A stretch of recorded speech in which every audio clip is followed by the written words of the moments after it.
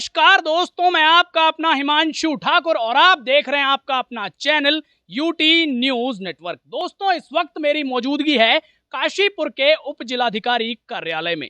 सामने की ओर आप लोग देख रहे हैं काशीपुर के युवा समाज सेवी और युवा नेता गगन काम्बोज आज यहां तमाम युवाओं के साथ एसडीएम कार्यालय पहुंचे हैं।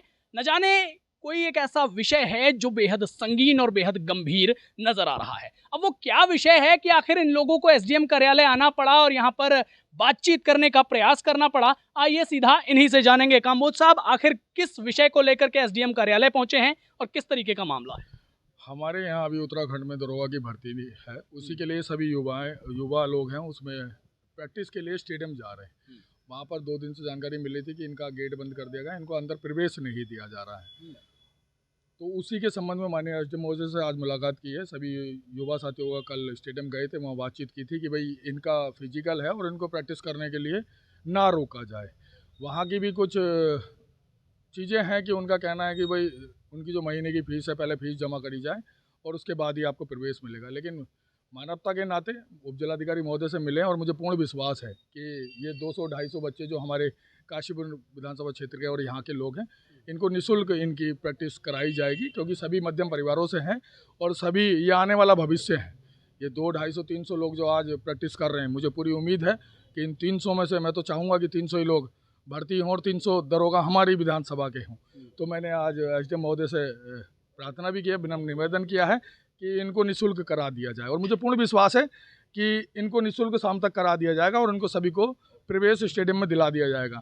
उसके बावजूद भी अगर बिना फीस के और कोई हल नहीं, इन युवाओं की आवाज़ नहीं सुनी जाती और 10 से 15 दिन इनको फिजिकल करने की अनुमति नहीं दी जाती है, तो मुझे लगता है कि फिजिकल फिर ये सारे लोग स्टेडियम में ना करके इसी प्रांगण में, इसी पेड़ के आसपास घूम के कर लेंगे। क्योंकि ये ऐसा नहीं है कि अगर किसी के पास पैसा नहीं है तो वो व्यक्ति अपनी फिजिकल की तैयारी स्पोर्ट्स स्टेडियम काशीपुर में नहीं करेगा, और यहाँ का काशीपुर का युवा अगर वहाँ नहीं करेगा तो कौन करेगा? सही बात है। लेकिन अब आपने खुद बताया कि सरकारी फीस एक अमाउंट लिया जाता है। अब एसडीएम साहब से आपने बात कर ली, उन्होंने कह दिया जो भी कुछ कहना था।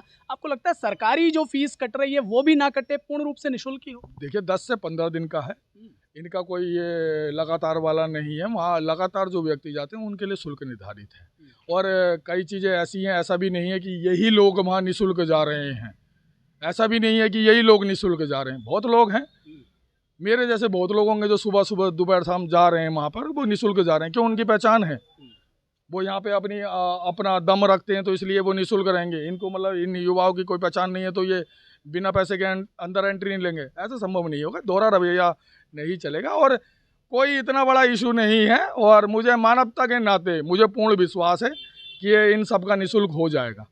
मुझे पूर्ण विश्वास और आशा है। युवाओं की चिंता तो प्रत्येक इस काशीपुर के रहने वाले अधिकारी को करनी पड़ेगी।